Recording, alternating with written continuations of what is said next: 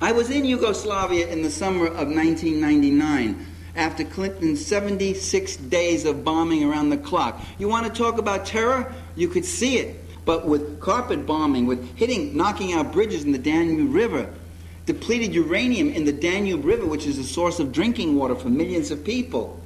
The cancer cases. The next year I went to Iraq and I saw children with cancer. They said the cancer, the leukemia rate among children has just skyrocketed, especially in southern Iraq around Basra and there. And to see these kids in these hospitals is one of the most heartbreaking things. From the terror bombing of U.S. and NATO forces in Iraq, spreading out that depleted uranium and everything else. They said we never had a high cancer rate in this country until that happened.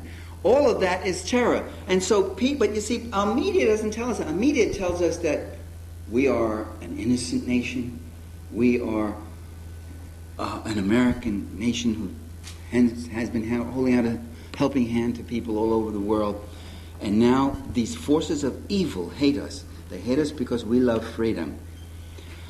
Well, I think the people are rather innocent. I think they're innocent of what their leaders do in their name. And I think maybe it's time that we wake up, because the first condition of a democratic citizenry is to have a critical view of what's going on.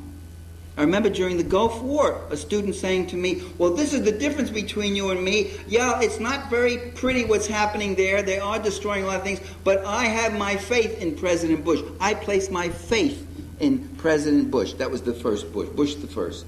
George the first he was talking about. And he said, I trust President Bush. I said, what do you mean you have your faith? You have faith in President Bush? Faith? What are we doing? Religion here or politics? You have faith the way my Italian grandma had faith in St. Anthony? She used to go, oh my God. You go, oh, Georgie Bush, God bless. You light a candle to him? Or what are you talking about? Faith. What do you mean you trust? Trust, which is something where you put your interest in someone else's hands, something you do only with very close friends and loved ones.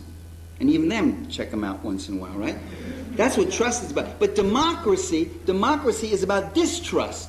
Democracy is about accountability. Democracy is about exposure. It's about political competition. It's about debate. It's about showing us what are the reasons you're doing this. What are the reasons you want another 20 billion for this, another 20 billion for that? What are the reasons you want to tax us even more and tax us even more? For what?